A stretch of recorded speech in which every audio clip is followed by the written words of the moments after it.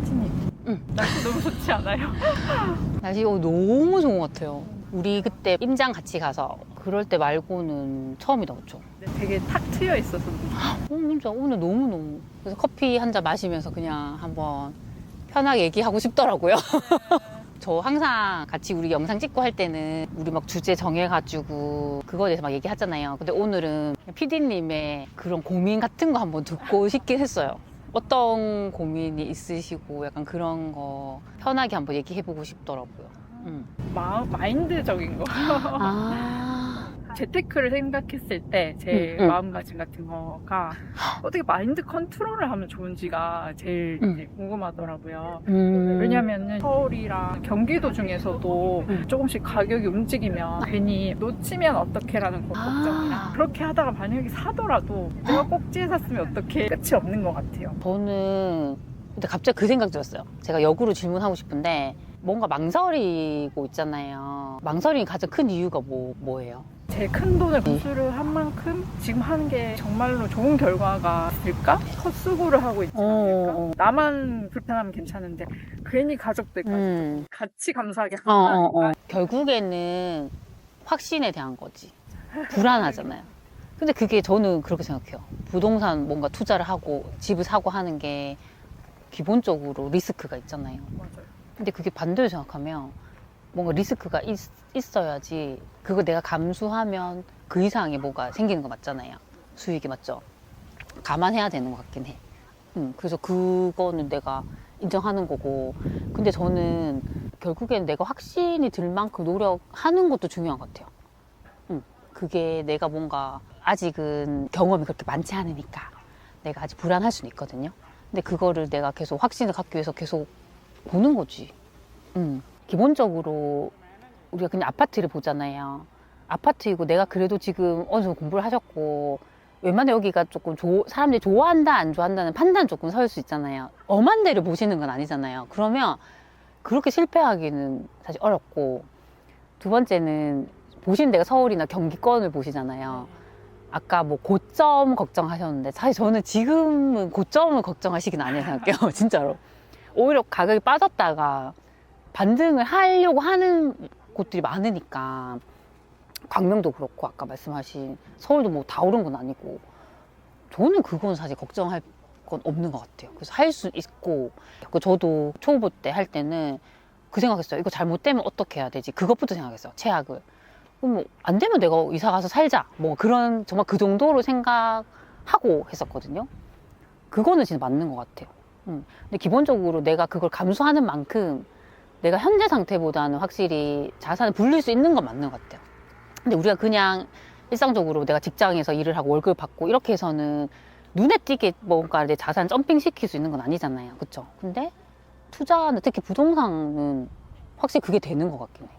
그래서 우리가 보면 많은 사람들이 부동산 관심 많고 한 이유가 그걸 알기 때문인 것 같아. 부동산으로 뭐 손해 보일 수도 있지만 결국 그것도 장기적으로 봤을 때는 다 만회가 되는 것 같아. 그러니까 단기적으로 봤을 때는 어떤 요인에 의해서 빠질 수도 있어요, 가격이. 그 내가 정말 이상한 걸 안 사는 이상은 길게 보면 다 회복은 다 되는 것 같아요, 전. 그래서 그거를 좀 마인드적으로 내가 힘들면 인정하는 것도 맞는 것 같아. 당연히 내가 그거 고민할 수 있고, 내가 당연히 불안할 수 있다. 그럼에도 내가 이걸 왜 해야 하지? 그게 진짜 중요한 것 같아. 근데 그게 저는 절실함이라 생각하거든요. 내가 진짜 먹고 살만하고 지금 상황에 되게 만족해요. 굳이 할 필요 없어요. 맞잖아요. 내가 그냥 돈 월급 받고 편하게 여행 다니고 살면 되는데, 내가 뭔가 아쉬운 게 있어야 돼요. 현 상황에 내가 뭔가 아쉽고 더 잘 살고 싶고 그 마음이 들면은 저는 하는 게 맞는 것 같아. 근데 부동산만큼 그렇게 정말 눈에 띄게 내 자산을 이렇게 불려주는 건 없는 것 같아. 주식도 뭐 잘하시는 분 잘하지만 저는 부동산만큼은 아닌 것 같긴 해요. 그래서 그거를 내가 잘된 모습을 한번 생각해 보는 것도 좋은 것 같아요. 이걸 내가 했어. 최소한 그래도 내가 돈만 안 잃으면 되잖아. 아니면 뭐 지금 가격이 빠져 있다. 그만큼 회복하면 되잖아요. 그렇게 되면 내가 어떨까? 내 마음이 어떨까? 내가 그냥 그 돈을 쥐고 있는 것보다 혹시 그게 좋다라고 느껴지면 할 수 있지 않을까요? 저는 그런 것 같긴 해요. 그래서 결국에는 내가 현재 상황에 뭔가 결핍이 있어야 되는 것 같아요. 불만족. 그렇게 해야지 움직일 수 있고, 그게 결국에는 투자할 때도 정말 항상 좋은 건 아니잖아요. 힘든 상황이 분명 올 수 있죠. 만약에 전세 끼고 샀어요. 역전세 날 수도 있죠. 막 그러면 어떻게 돈 돌려줘야 되지? 막 엄청 불안하고 뭐 여기저기 지금 뭐 대출 알아봐야 되고 힘들 수 있단 말이에요. 그러니까 그럼에도 내가 그걸 해야 되는 이유를 찾는 거죠. 네. 근데 피디님 같은 분 엄청 많아요. 강의는 계속 들어요. 강의는 진짜 계속 듣는데 결국 실행의 단계에서 못 가는 거예요. 무서우니까. 그런 사람들이 진짜 대부분. 저도 처음에 그랬었거든요. 근데 결국 그것도 내가 무릅쓰고 가야 돼. 그러니까 던져 한번 그냥 도장을 찍어야 돼. 그러니까 어느 순간 내 도장을 찍어야 돼, 계약서에. 그래야지 뭔가가 되는 건데 내가 계속 그거 무섭고 계속 그것만 생각하면 못하면서 못하는 거지. 네. 그리고 아까 주식 얘기도 잠깐 했는데 이게 또 종목마다 다른 것 같아요. 부동산은 가격이 하루아침에 막 왔다 갔다 하지는 않으니까 그런 면에서 제가 생각하는 안정감이 좀 더 있는 것 같아요. 그치. 그다음에 주식은 자주 그리고 손쉽게 그런 게 맞는 성향이 이런 것 같아요. 맞아요. 저는 주식도 해봤고 부동산도 해봤는데 딱 그냥 부동산이에요. 너무 자주 이렇게 변동 있는 거 싫어하더라고요. 네, 그래서 그 묵묵하게 이렇게 사두고 그냥 두는 거예요. 그럼 얘가 시간이 흐르면서 빠질 수도 있지만 이렇게 또 계속 올라가는 게 보이거든요. 투자 성향에 따라 다른 것 같긴 해요. 그래서 저는 특히나 젊은 분들, 뭐 20대든 30대 초반이든 이런 분들은 주식을 가장 많이 보긴 하잖아요. 근데 저는 부동산도 같이 봤으면 좋겠어. 주식도 잘 되면 좋지만 부동산만큼 이렇게 뭔가 눈에 띄게 이렇게 되긴 잘 어렵지 않을까 싶기도 해요. 같이 병행하면 제일 좋을 것 같긴 해요. 제가 생각했을 때 부동산이 가진 장점이라면 강제 장기 투자가 되는 거. 맞아. 사고 파는 게 쉽지 않잖아요. 네. 맞아요. 전세를 맞췄다 치면 저절로 2년이나 4년이 강제로 묶이니까. 그렇지. 이제 제가 뭐 마음이 막 흔들려도 그건 어쩔 수가 없고. 맞아. 근데 저도 조금 제가 조급하거든요. 만약에 강제로 이렇게 안 묶여 있으면 금방 팔았을 것 같아. 근데 이게 뭐 세금 때문이든 세입자가 살기 때문이든 2년, 4년을 가잖아요. 그러니까 내 의도와 다르게 계속 그냥 묶여 있어요. 근데 시간이 지나보면 또 이렇게 올라와 있어요. 저는 그게 제 성향에도 맞는 것 같아요. 제가 생각했을 때 한 가지 더 장점은 큰 돈이 묶여있기 때문에 또 나중에 수익이 나더라도 조금 더 큰 수익이 나는 게 장점인 것 같아요. 저는 투자를 하면서 제가 제일 많이 바뀐 게 뭐냐면 진짜 제 돈그릇이 엄청 커졌어요. 원래는 뭐 몇천 원, 몇만 원에 막 엄청 연연했던 사람이거든요. 근데 우리가 부동산, 뭐 집을 사든 하면 단위가 1,000만 원, 억대 단위로 우리가 돈이 왔다 갔다 하잖아요. 그러니까 이게 내 돈그릇이 엄청 커져요. 웬만한 거에는 크게 연연 안 하게 돼요. 그리고 오를 때도 이게 1억이 오르든 2억이 오르든 팍팍 오를 때는 억 단위로 오르잖아요. 그러니까 이 돈에 대한 감각이 비교도 안 되게 엄청 커져요. 그게 저는 진짜 제가 많이 바뀐 부분이에요. 그리고 어떻게 보면 세상을 더 넓게 보게 되는 거지. 예전엔 딱 그 직장, 내 안에 여기만 봤다면 투자하면서 여러 사람을 만나고 뭔가 자산을 불리면서 엄청 내가 볼 수 있는 폭이 또 넓어졌어요. 그게 저는 되게 바뀐 부분이긴 해요. 저희 가족도 조금씩 인식이 바뀌는 게 예전에는 아예 부동산 쪽을 몰라서 뭔가 두려움이 되게 많았다면은 이제 저도 공부하고 가족들도 조금씩 알게 될수록 불안이 낮아지는 것 같긴 해요. 맞아요. 이 성향이 되게 안 맞는 가족들 있잖아요. 한 사람은 실행을 하고 싶은데 투자를 근데 또 다른 가족 굉장히 반대한 이런 가족들도 진짜 많아요. 이럴 경우에는 선택을 하는 좋은 방법이 있을까요? 근데 특히나 보면 부부라 했을 때 이 부부가 같이 이렇게 마음이 안 맞는 경우가 있어요. 뭐 만약 예를 들어서 부인은 하고 싶어요, 투자를. 남편은 안 된다 해요. 어떤 제가 아시는 분은 너 투자할 거면은 이혼하자라는 얘기까지 한 거예요. 그래서 결국 못했어요. 근데 나중에 하려고 했던 그 집이 엄청 오른 거예요. 더 사이가 안 좋아지거든요. 이게 안 맞는 것도 많더라고요. 그래서 저도 사실 처음에 투자 시작했을 때 100% 저한테 뭐 동의해 준 건 아니었거든요. 근데 그때 저는 어떤 결심했냐면 내가 행동으로 보여주자고 생각했어요. 내가 말만으로 뭐 내가 투자하겠다 이런 게 아니라 내가 얼마나 열심히 이거를 준비하는지 보여주자고 생각했어요. 그래서 그때 제가 공부방이 따로 없었어요. 그래서 거실에 식탁을 뒀어요. 새벽마다 거기서 제가 부동산 공부를 한 거예요. 우리 남편이 아침에 일어나서 보면 제가 맨날 거기서 공부하고 있는 거예요. 진짜 그러면서 마음을 열었어요. 그래서 저한테 주말 되면 오늘 이번에 임장 어디 갈래? 갈 일 뭐 없니? 라고 하면 제가 어디 가고 싶다고 하면 무조건 다 장거리 임장 다 가줬어요. 애들 싫고. 그렇게 계속 다닌 거예요, 전국을.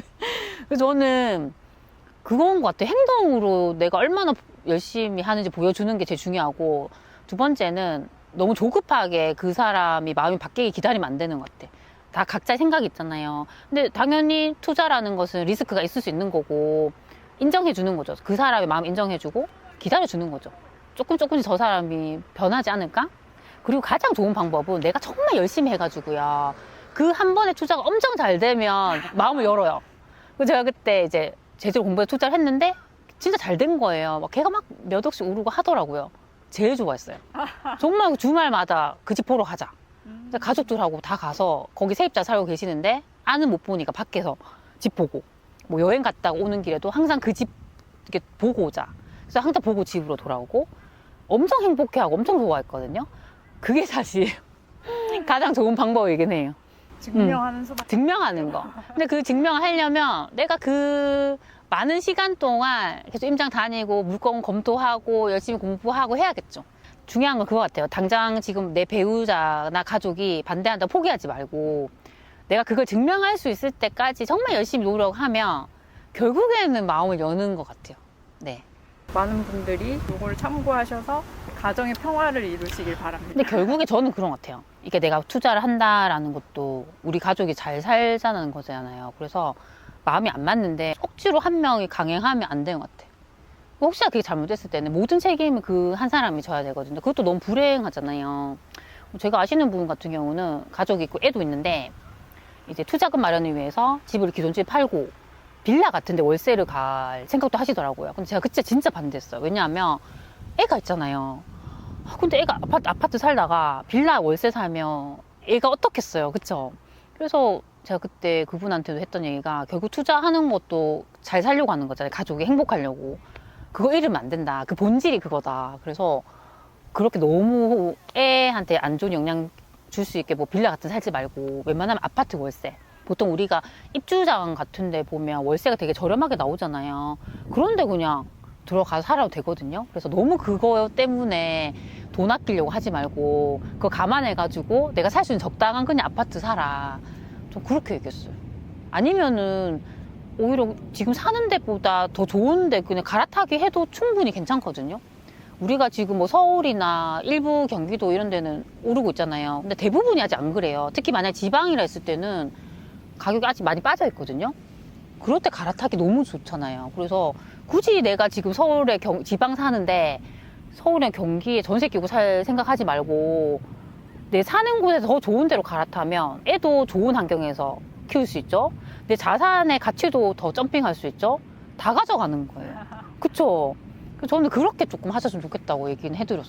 투자도 중요하지만 가족의 행복이 더 중요하다. 네, 그래서 사실 그거를 다 만족시킬 수 있는 방법이 내가 1주택자라면 갈아타는 거. 너무 좋지 않아요? 그래서 무조건 서울이나 경기에 내가 하나를 전세 끼고 사둔다라고 생각할 필요 없는 것 같아. 네. 그 가정의 평화를 찾으시길 바랍니다. 지방도 특히 광역시 같은 곳들은 회복 못한 데가 엄청 많아요. 이럴 때 좋은 데를 선점해두는 것도 괜찮지 않을까요? 최소 얘가 뭐 보통 보면 지방 광역시 뭐 대장급지 같은 경우에도 보면 아직 뭐 2, 3억 정도 빠진 데도 많단 말이에요. 그 정도만 회복해줘도 내가 2, 3억은 벌잖아요. 그냥 그렇게 접근해도 괜찮으니까 굳이 내가 무조건 서울 수도권에 사야 된다라고는 생각 안 했으면 좋겠어, 저는. 네. 오늘 그냥 야외에서 이런저런 부동산에 대한 얘기를 해봤는데요. 이거 만약 보시고 공감되거나 괜찮다고 댓글 달아주시면 앞으로도 좀 자주 찍어보도록 하겠습니다. 네. 그럼 다음 시간에 만나요. 안녕.